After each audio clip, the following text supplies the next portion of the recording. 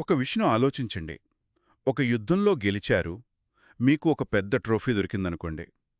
కానీ అదే మీ పాలిట శాపంగా మారితే అంటే ఎలా ఉంటుంది? ఉదాహరణకి వరల్డ్ కప్ గెలిచారు, కానీ ఆ కప్పును తాకిన వాళ్ళందరికీ ఒక భయంకరమైన జబ్బొస్తోందనుకోండి. సరిగ్గా ఇదే పరిస్థితిలో ఉన్నారు ఫిలిష్తీయులు. అవును. 7 నెలల క్రితం ఇస్రాయేలీలతో యుద్ధంలో యెహోవా మందసాన్ని గెలుచుకున్నారు. అదొక పెద్ద విజయం. కానీ ఇప్పుడు 7 నెలల తర్వాత చూస్తే ఆ విజయ చిహ్నమే వాళ్ళ దేశానికి అతిపెద్ద సమస్యగా మారింది. వాళ్ళ పరిస్థితి చాలా దారుణంగా ఉంది. దేశమంతా ఒక రకమైన తెగులు వ్యాపించింది. భరించలేని గడ్డలు. దానికి తోడు ఎక్కడ్నుంచో పందికొక్కులొచ్చి అన్నీ నాశనం చేస్తున్నాయి. ప్రజలు భయంతో వణికిపోతున్నారు. వాళ్ళకర్థమైపోయింది ఇదంతా ఆ మందసం వల్లే అని. ఇప్పుడు వాళ్ళ ముందున్న ప్రశ్న ఒక్కటే. ఈ పవిత్రమైన కానీ ప్రమాదకరమైన వస్తువుని వదిలించుకోవడం ఎలా? ఈరోజు మనం సరిగ్గా ఈ అంశాన్నే లోతుగా చర్చిద్దాం. 1 సమూయేలు 6వ అధ్యాయం ఆధారంగా ఫిలిష్తీయులు ఈ దైవిక సమస్యను పరిష్కరించుకోవడానికి వేసిన ఆ తెలివైన వింతైన ప్రణాళికను విశ్లేషిద్దాం. అసలు తమకు జరుగుతున్నది దేవుని ఆగ్రహం వల్లేనా లేక యాదృచ్ఛికమా అని తెలుసుకోటానికి వాళ్లు పెట్టిన పరీక్ష గురించి కూడా మాట్లాడుకుందాం. చివరికి ఆ మందసం తిరిగి ఇశ్రాయేలీయు దగ్గరికి చేరాక సంతోషం ఎలా ఒక్కసారిగా భయానకమైన విషాదంగా మారిందో చూద్దాం. ఇది కేవలం ఒక పెట్టెను ఒక చోటి నుండి మరో చోటికి పంపిన కథ కాదు. కాదు. ఇది భయానికి, భక్తికి మధ్య ఉన్న సన్నని గీత గురించిన కథ. పవిత్రత అనేది ఎంత ప్రమాదకరమైనదో చెప్పే కథ. సరే, అయితే ఆ కథలోకి వెళ్దాం. 7 నెలల నరకం తర్వాత ఫిలిష్తీయులకు ఇంకేం చేయాలో అర్థం కాలేదు. వాళ్ళు తమ యాజకులను, శకునాలు చెప్పేవాళ్లను పిలిపించి ఈ మందసాన్ని ఏం చేద్దాం, ఎలా తిరిగి పంపాలి అని అడిగారు. వాళ్ల మాటల్లో ఆ ఓటమి, ఆ నిస్సహాయత స్పష్టంగా కనిపిస్తోంది. ఖచ్చితంగా. ఈ చేతులతో పంపొద్దు. ఖాళీ చేతులతో పంపొద్దని చెప్పారా? అవును, ఖచ్చితంగా అపరాధార్థమైన అర్పణము చెల్లించి పంపాలి అని. అంటే ఇది కేవలం ఒక వస్తువును తిరిగి ఇవ్వడం లాంటిది కాదు. కానే కాదు, ఇదొక బహిరంగ క్షమాపణన్నమాట. తాము ఒక శక్తివంతమైన దైవాన్ని అవమానించామని, తమకు వస్తున్న కష్టాలకు కారణం తమ తప్పేనని ఒప్పుకోవడం లాంటిది. ఆ అర్పణ కూడా చాలా విచిత్రంగా ఉంది గదా. అవును. కొంత బంగారం ఇచ్చేయండి అని చెప్పలేదు. 5 బంగారపు గడ్డల రూపాలు, 5 బంగారపు పందికొక్కులు చేసి పంపమన్నారు. అదేంటి? గడ్డలు, పందికొక్కులు ఎవరైనా ఇలాంటివి అర్పణగా ఇస్తారా? దీని వెనక ఉన్న ఆలోచనేంటి? ఆలోచిస్తే చాలా లోతైన వ్యూహమది. వాళ్ళు తమ సమస్య యొక్క రూపాన్నే, అంటే దాని ప్రతీకలనే దేవుడికి అర్పణగా ఇస్తున్నారు. ఓ. ఇదొక శక్తివంతమైన మానసిక చర్య. ఏదైతే మమ్మల్ని నాశనం చేస్తుందో దాన్నే మేము గౌరవించి దానిపై నీ శక్తిని అంగీకరిస్తున్నాం అని చెప్పడం లాంటిది. ఇది భయంతో కూడిన గౌరవానికి పరాకాష్ఠ. ఇక ఆ 5 అనే సంఖ్య కూడా ప్రాముఖ్యతుందనుకుంటా. ఖచ్చితంగా. ఫిలిస్తీయులకు 5గురు ప్రధాన సర్దారులుండేవారు. అంటే 5 గడ్డలు, 5 పందికొక్కులు పంపడం ద్వారా ఇది ఎవరో ఒకరి తప్పు కాదు, మా దేశం మొత్తం సామూహికంగా ఈ తప్పుకు బాధ్యత వహిస్తోందని చెప్పడం. సరిగ్గా. అయితే వాళ్ళు ఆ అర్పణలు పెట్టి మందసాన్ని ఊరికే పంపించేలేదు. ఇక్కడే అసలు కథ మొదలవుతుంది. అవును, తమకు వచ్చిన కష్టం నిజంగా దేవుడి వల్లేనా లేక యాదృచ్ఛికమా అని తేల్చుకోవాలనుకున్నారు. వాళ్ళు వేసిన ప్లాన్ వాళ్ల తెలివికి, అదే సమయంలో వాళ్ల సందేహానికి కూడా అద్దం పడుతుంది. వాళ్లకు కేవలం నమ్మకం కాదు, ఒక రుజువు కావాలి. అందుకే ఒక కఠినమైన పరీక్షను పెట్టారు. ఆ పరీక్ష ఏంటి? ఒక కొత్త బండి కట్టాలి. దానికి అప్పటి వరకు కాడిమోయని పాలిచ్చే 2 ఆవులను కట్టాలి. ఇది మొదటి కండిషన్. పాలిచ్చే ఆవులనా? అవును. ఇక రెండోది, ఇంకా ముఖ్యమైనది, ఆ ఆవుల దూడలను వాటి నుండి వేరుచేసి ఇంట్లో బంధించాలి. ఓహ్, ఇది ప్రకృతి విరుద్ధమైన చర్య గదా. అవును. ఒక్క నిమిషం. పాలిచ్చే ఆవుల సహజ ప్రవృత్తి ఎప్పుడూ తమ దూడల దగ్గరికే వెళ్లడం. దూడలు అరుస్తుంటే తల్లి పశువు వాటిని వదిలి ఒక్క అడుగు కూడా ముందుకు వేయదు. సరిగ్గా అదే అసలు పరీక్ష. అలాంటిది వాటిని కట్టి ఎవ్వరూ తోలకుండా వదిలేమంటారా? వాళ్లాలోచన అదే.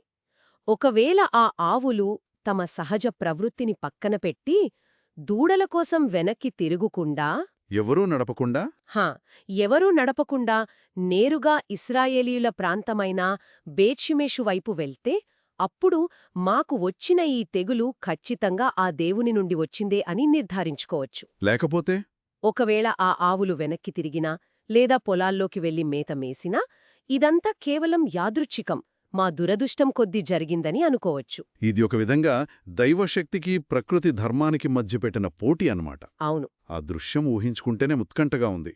ఆ ఆవులేం చేశాయి? కథనం ప్రకారం అవి నేరుగా రాజమార్గం పట్టాయి. అటూ ఇటూ తిరగలేదా?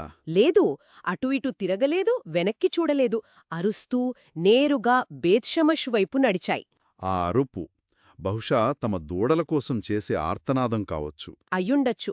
అయినా అవి తమ ప్రవృత్తిని జయించి ముందుకు సాగాయి. ఈ అద్భుతాన్ని కళ్లారా చూడ్డానికి ఫిలిస్తీయుల సర్దార్లు దూరం నుండి వాటిని అనుసరిస్తూ వెళ్లారు. వాళ్ల సందేహాలన్నీ పటాపంచలైపోయుంటాయి. ఖచ్చితంగా.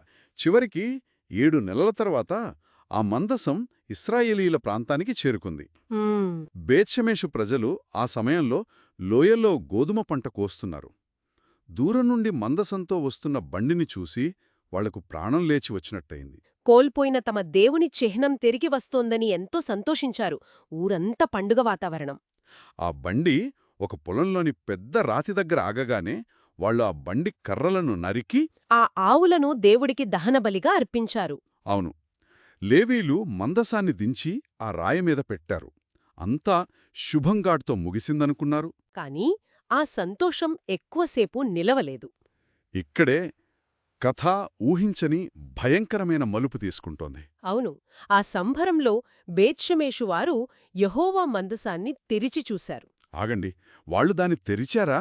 ఎందుకు? అదే ఫిలిస్టీయులకు జరిగినదంతా తెలుసుకూడా వాళ్ళు అంత ధైర్యం ఎందుకు చేశారు?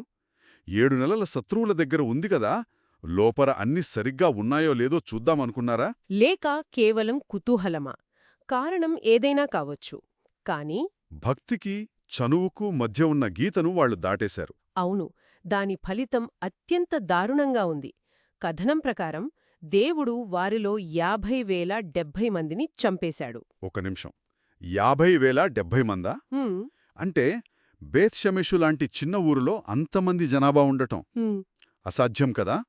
ఆ సంఖ్య వింటుంటేనే నమ్మశక్యంగా లేదు. నిజమే. ఇది కాస్త కఠినంగా కూడా అనిపిస్తోంది. 7 నెలల తర్వాత తమ దేవుడి చిహ్నం తిరిగి వస్తే ఆ ఉత్సాహంలో వాళ్ళు చేసిన చిన్న పొరపాటుకు ఇంత పెద్ద శిక్ష? మీరు అడిగిన ప్రశ్న చాలా సరైనది. చాలామందికొచ్చే సందేహమే ఇది. ముందుగా ఆ సంఖ్య గురించి మాట్లాడుకుందాం. సరే. చాలామంది విశ్లేషకులు ఇది అనువాదంలో జరిగిన పొరపాటు కావచ్చని అంటారు. హీబ్రూ భాష నుండి అనువదించేటప్పుడు 70 మంది 50,000 మందిలో అని ఉండవచ్చని, అంటే 70 మంది చనిపోయారని ఒక వాదన. ఓహో, అలాగా? మరికొందరు ప్రాచీన గ్రంథాలలో ఇలాంటి పెద్ద సంఖ్యలు విపత్తు యొక్క తీవ్రతను సూచించడానికి వాడతారని చెప్తారు. కాబట్టి సంఖ్య ఏదైనప్పటికీ చెప్పదల్చుకున్న విషయం ఒక్కటే: జరిగిన నష్టం ఊహించలేనిది. సరే. మరి నా రెండో ప్రశ్న శిక్ష గురించి. ఇక మీ రెండో ప్రశ్నకు వస్తే, ఇది కఠినంగా అనిపించవచ్చు. కాని ఇక్కడ చెప్పబడుతున్న ప్రధాన ఇతివృత్తం దేవుని పవిత్రత. ఈ కథలో మందసం ఒక అణు రియాక్టర్ లాంటిది. అణు రియాక్టరా? అవును, అది శక్తినిస్తోంది. కాని దాన్ని ఎలా వాడాలో తెలియకపోతే అది వినాశనాన్ని కూడా సృష్టిస్తుంది. దానికి కొన్ని నియమాలుంటాయి, హద్దులుంటాయి. అంటే ఫిలిస్తీయులు ఫిలిస్పీయులు పరాయి వాళ్లైనా ఆ శక్తిని చూసి భయపడి దానికి దూరంగా ఉండి గౌరవం చూపించారు.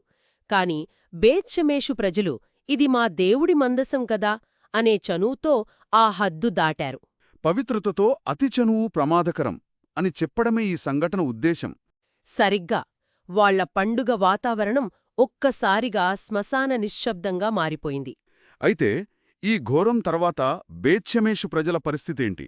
వాళ్ల ఆనందం, గర్వం అంతా ఆవిరైపోయి ఇప్పుడు భయంతో వడికిపోతున్నారు. వాళ్ల స్పందనెలా ఉంది? వాళ్ల స్పందన తక్షణమే వచ్చింది. వాళ్లు భయంతో ఈ పరిశుద్ధ దేవుడైన యెహోవా సన్నిధిని ఎవరు నిలువగలరు అని వాపోయారు. అంటే మన దగ్గర నుండి ఆయన ఎవరి దగ్గరకు పోవాలి అని. అవును, వాళ్ల మాటల్లోని నిస్సహాయత, ఆశ్చర్యం స్పష్టంగా కనిపిస్తున్నాయి. కొద్దిసేపటి క్రితం వరకు మా దేవుడు తిరిగి వచ్చాడు అని సంబరపడిన వాళ్లే ఇప్పుడు ఈయనను ఎవరి దగ్గరికి పంపాలి అని అడుగుతున్నారు. ఎంత పెద్ద మార్పు! అంటే ఫిలిష్తీయులు ఎలాగైతే దాన్ని వదిలించుకోవాలని చూశారో ఇప్పుడు ఇశ్రాయేలీయుడు కూడా అదే పని చేస్తున్నారన్నమాట. సమస్యను వేరొకరికి బదిలీ చేయడం. ఖచ్చితంగా తమ దగ్గర ఆ మందసాన్ని ఉంచుకునే పవిత్రత, శక్తి తమకు లేవని వాళ్లు గ్రహించారు. ఏం చేశారప్పుడు? వాళ్లు వెంటనే పక్కనే ఉన్న కిరియత్యారీము పట్టణ ప్రజలకు కబురు పంపారు. ఆ కబురేంటి? ఫిలిష్తీయులు యెహోవా మందసాన్ని తిరిగి పంపించారు. దయచేసి మీరొచ్చి మీ దగ్గరకు దానిని తీసుకువెళ్ళండి అని.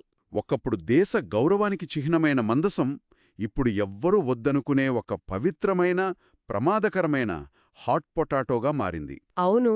ముగింపులో ఈ కథ ఎక్కడితో ఆగిందంటే, మందసం తన శత్రువులకు, తన సొంత ప్రజలకు కూడా విపత్తును తెచ్చిపెట్టి ఒక కొత్త నివాసం కోసం వేచి ఉండటంతో. ఫిలిష్తీయులు ఒక దైవిక సమస్యను పరిష్కరించుకోవాలనే తపనతో ప్రారంభమైన ఈ కథ చివరికి ఇశ్రాయేలీలు కూడా అదే భయాన్ని ఎదుర్కోవడంతో ముగుస్తుంది. సమస్య పరిష్కారం కాలేదు, కేవలం ఒక్కరి దగ్గర నుంచి మరొకరి దగ్గరకు బదిలీ అయ్యింది. ఈ కథ వినేవారికి ఒక లోతైన ఆలోచనను మిగిల్చివెళ్తుంది.